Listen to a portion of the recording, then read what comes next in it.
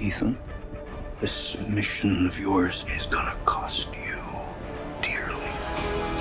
Listen to me. The world's coming after you. Your life will always matter more to me than my own. None of our lives can matter more than this mission. I don't accept that. Our lives are the sum of our choices.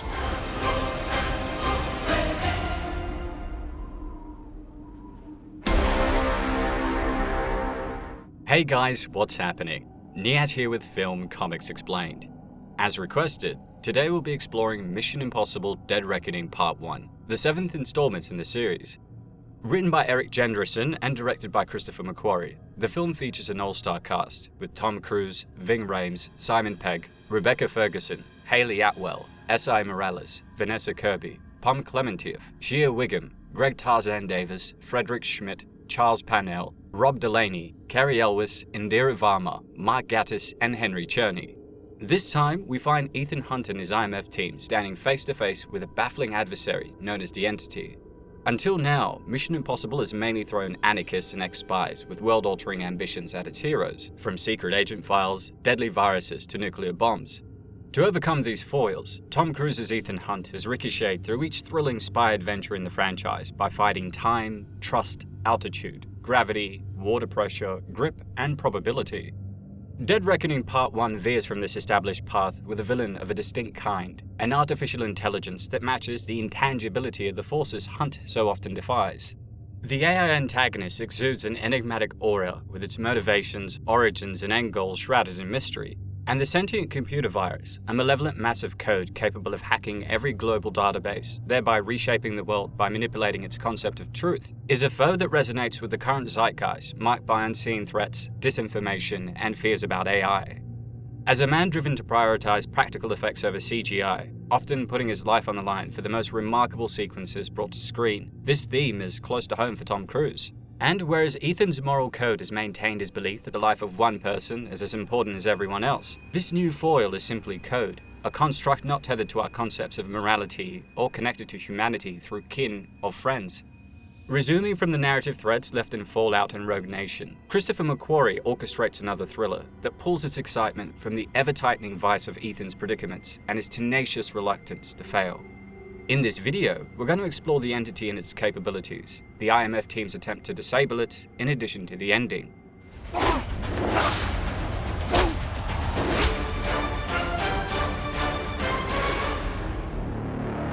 The suspenseful narrative kicks off underwater in the belly of a Russian submarine, the Sevastopol, a state-of-the-art piece of machinery that was invisible to enemy eyes. With its mainframe accessible only with a cross-shaped key that is divided in two, we see the crew demonstrate its unique power. They even comment on how they'd circumnavigated the globe and entered the waters of many foreign countries, hiding amongst enemy vessels without detection. But as the crew notice a potential enemy sub, they launch their torpedoes in defense, only to be shocked as both the enemy sub and their torpedo vanish into thin air. The chilling climax is reached when their own torpedo hurtles back towards them, annihilating the submarine and its entire crew. But, as is the case with scintillating spy thrillers, all is not as it seemed. We then pick back up with Ethan Hunt. Visited by a rookie IMF agent disguised as a food delivery worker, he's given the newest mission directive. The command, straight from the desk of IMF Director Eugene Kittredge, informs Ethan about a potentially devastating object, a unique key. The plot thickens as Kittredge reveals that Rebecca Ferguson's Ilsa Faust, his on-and-off-again love interest and former IMF partner, appears to have defected with half of the key. With a substantial bounty of $50 million placed on her head, Ilsa becomes a central piece in the unfolding drama. The chase leads Ethan to the sun-scorched deserts of Namibia, where Ilsa has taken refuge, and following a close encounter with a gang of mercenaries amidst a blinding sandstorm, Ethan and Ilsa find themselves battling their assailants.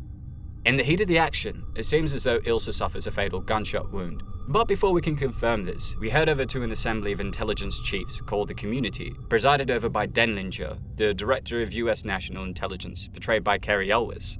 The Community is discussing a rapidly self-evolving sentient computer device known as the Entity, implicated in a series of network infiltrations, including the Russian submarine we saw at the very start. As the conversation unfolds, it's implied the Entity is indestructible and that their only hope lies in controlling it. Here, the formidable power of the entity is fully revealed, making it the most intimidating adversary in the entire franchise. Its digital omnipresence enabled it to access any file, code, or communication effortlessly, from stock markets, central banks to confidential intelligence, presenting an unprecedented challenge for world governments. When it comes to understanding what the entity did with this wealth of information, the answer, surprisingly, is nothing. It breached the secure systems purely to exhibit its capabilities, consequently instilling fear in global governments and triggering a race to control it. Its uncanny ability to infiltrate top-secret government archives within seconds and to mimic the voices of Ethan's allies cements its status as a daunting villain. Yet the most awe-inspiring ability of the entity is its seeming precognition. Throughout the film, it demonstrates a stunning ability to predict future events, leveraging its access to a vast array of files and data. From forecasting the decisions of characters, planning and predicting the death of certain individuals through an understanding of human psychology, risk management, and billions of instant algorithmic computations, making it Ethan's greatest foe. The plot thickens as we witness Kittredge being ambushed by the very same Ethan Hunt he'd sent on the mission. Assuming a clever disguise, Ethan utilizes knockout gas to incapacitate everyone except for Kittredge. Through a compelling twist, we learn that Ilsa is still alive and has entrusted her half of the key to Ethan, despite the hefty bounty placed on her head by Kittredge. Warned by the IMF director about the unparalleled challenges awaiting him, Ethan uses a mask to impersonate him and escape. With their backs against the wall, Ethan rallies his trusted allies, Simon Pegg's Benji Dunn and Luther Stickle, played by Ving Rhames, to develop a strategy against the entity. Information about a potential buyer in an Abu Dhabi airport then guides their next move. All the while, Ethan is pursued by a member of the community, Agent Jasper Briggs, brought to life by Shea Wiggum, and his accomplice Dagar, played by Greg Tarzan Davis. As our IMF trio arrives at the airport for their mission, Ethan, with Benji and Luther's assistance, manages to mislead Jasper by interfering with the video surveillance. Unexpectedly, he then finds himself tailing a woman named Grace, played by Hayley Atwell, who cunningly steals the other half of the key. But upon discovering the buyer murdered by an enigmatic assassin known as Paris, played by Pum Clementif, Ethan and Grace become reluctant allies.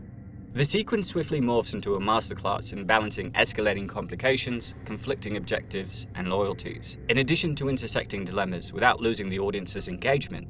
I have to admit, Dead Reckoning is laden with exposition, yet its narrative structure is tight, providing us with an exhilarating, non-stop race that is thrilling, comedic at times, even bordering on farcical, while still maintaining the stakes and tone. Of course, a thrilling chase then ensues as Ethan and Grace attempt to evade Jasper and his men. Simultaneously, Benji and Luther discover a ticking bomb in the luggage department, which can only be disarmed by solving riddles and answering personal questions, a feat complicated by the bomb's uncanny ability to detect lies. As the final seconds tick away, Benji cracks the code, revealing a taunting message, "You are done," alluding to his name and the very fact that they were going to lose, before finding out the bomb was a dud. Ethan then loses sight of Grace upon spotting a cryptic man known only as Gabriel, played by Cy Morales, who seemingly disappears into thin air. Gabriel, a morally bankrupt mercenary, played a pivotal role in Ethan's journey to becoming an agent, and spooked by his appearance, Ethan calls for the mission's termination, forcing Luther and Benji to leave. Jasper and Dagar locate Ethan, instigating a high-octane chase through the airport, yet Ethan manages to evade them. In a fascinating twist, Ethan traces Grace to Rome, only to discover her ensnared by the authorities due to a multitude of false identities and international warrants.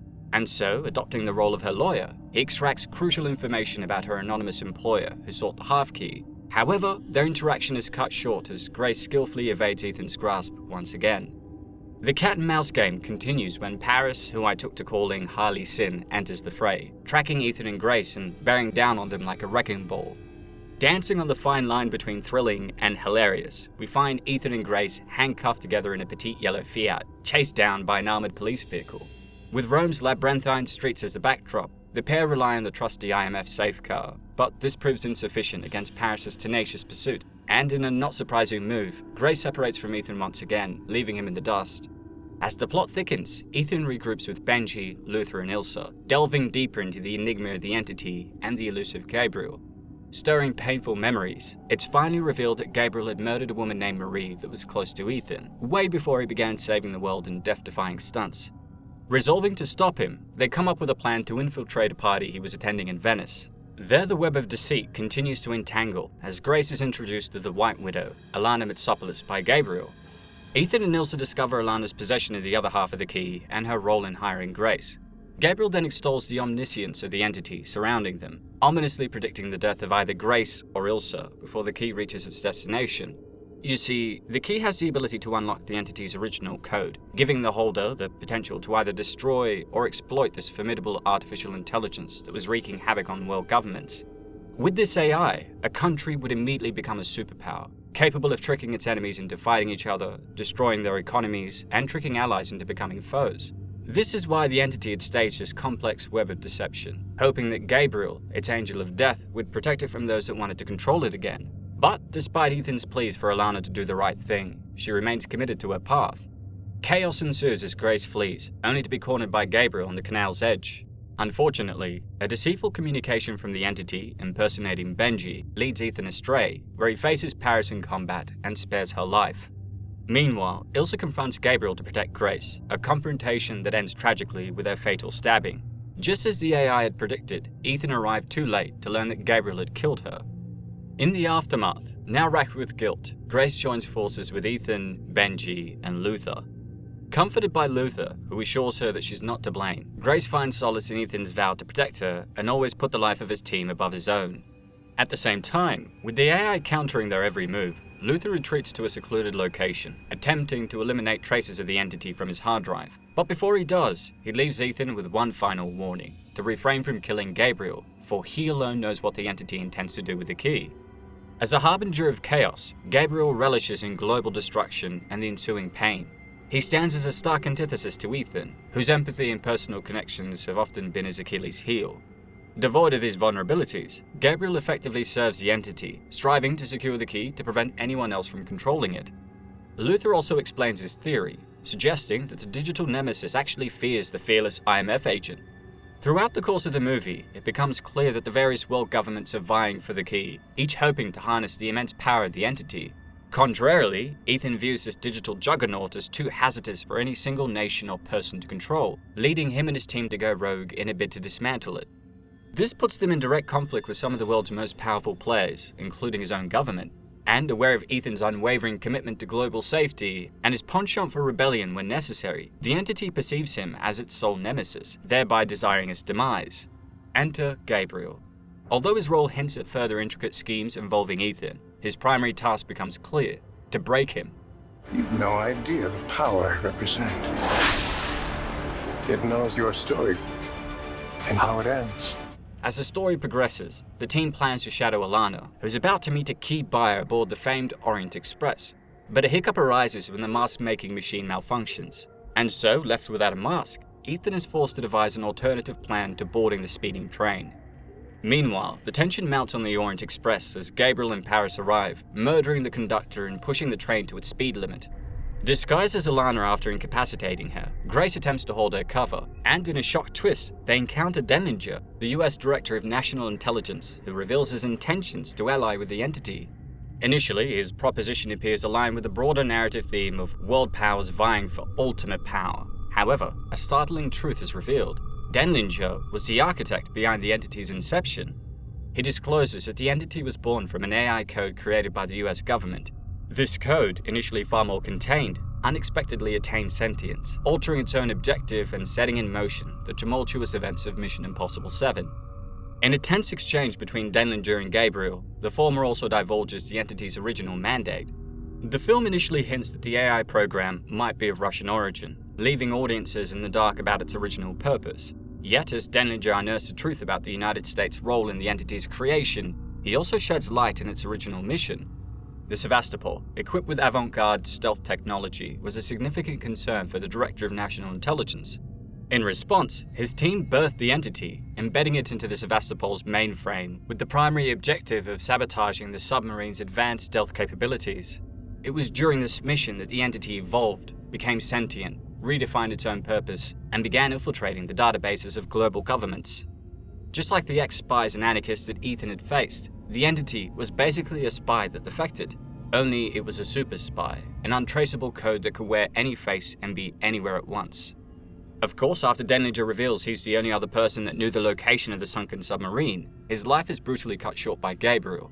The chaos further escalates as Gabriel stabs Paris, convinced of her impending betrayal as Hunt chose to spare her life, no doubt a calculation made by the entity.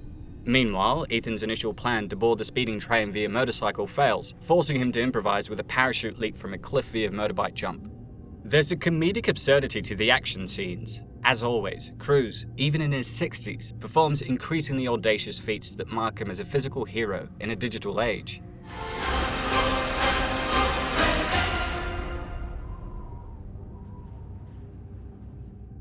As Grace confronts the buyer of the key, none other than Kittredge, she battles her own moral dilemmas.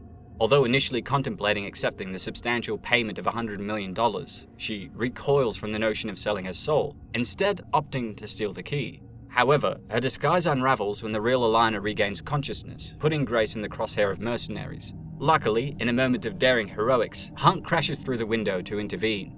The train then turns into a battleground, with Ethan pursuing Gabriel, while Grace made her way to the front, aiming to halt the train's momentum.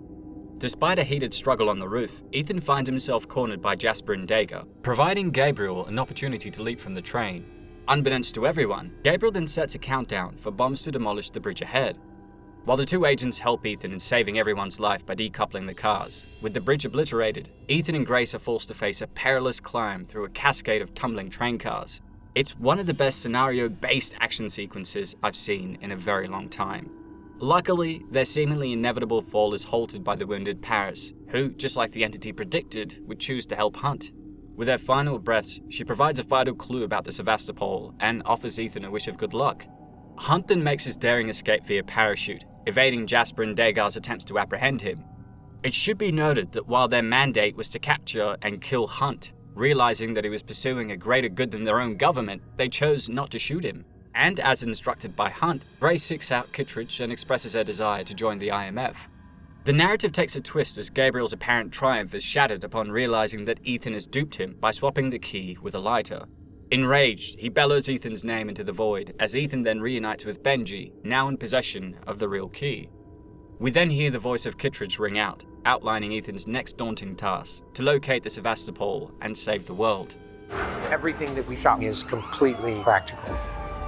We're doing it right. It all comes down to one thing. I just want to give them that thrill. I don't think we could have made a sequence that was more difficult to shoot if I had gone out of my way to do it. It has really amazing results. Part 1 is a thrilling addition to the franchise, and having rewatched the entire Mission Impossible series leading up to this release, I was reminded of how thrilling movies can be. Christopher McQuarrie, Cruise, and their team have once more concocted an ingenious thriller that flings a host of characters across the moral spectrum. The dialogue occasionally dips into repetition, dwelling on the significance of the mission at hand, and the plot is at times convoluted, with so many different factions vying for the same thing. However, these moments are balanced by McQuarrie unveiling spectacular action sequences that make the minor failings like the exuberant runtime more palatable. Though not an origin story, Dead Reckoning Part 1 shares the spirit of the acclaimed Casino Royale by delving into the very essence of a legacy character. It explores how Ethan has reached this juncture in his life, with McQuarrie and co-writer Eric Jenderson continually evoking De Palma's original Mission Impossible into the narrative. Mission Impossible was the very first film I ever produced. And at that time, I'd been asked for many years to produce or direct. And here we are all these years later, and my hope was to be able to have it continue, but also to be able to challenge myself as a storyteller, as a filmmaker. Fraser Taggart's cinematography, marked by close-ups, skewed angles, and expansive wide shots and one-takes, prompts the audience to recall the franchise's beginnings with the making of Ethan Hunt as an agent and the toll it's taken on him. However, the nods aren't purely visual. Dead Reckoning marks the return of former IMF director Eugene Kittredge, who we saw in the first film, re-entering Ethan's life with a fresh mission. The list Galitzin stole was a decoy. That's correct.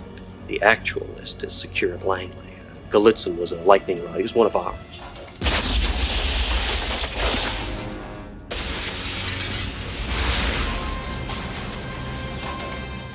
Once standalone pieces that could be enjoyed in any sequence, the Mission Impossible movies under McQuarrie's direction have begun to embrace serialization. And akin to recent entries in franchises like Fast X and Across the Spider-Verse, the film doesn't conclude in the conventional sense, but rather abruptly halts in the middle, while still managing to round up its 3 acts. The director reaches into the archives for inspiration here, drawing from cinematic classics. The opening has echoes of the thriller The Hunt for Red October, while the climactic scene curiously recalls the adventure and practical wonder of Jurassic Park's Lost World cliff sequence. John and I are jumping out of the helicopter. He's gonna chase me. That's what we say to each other. Don't be careful, be confident. Be confident. When you're hanging off a train carriage, Tom's a great person to have beside you. Not only is he fearless, he is always looking to see how it's going to land for the audience. Everything you are seeing in this spectacular train sequence is done to invest the audience in these characters.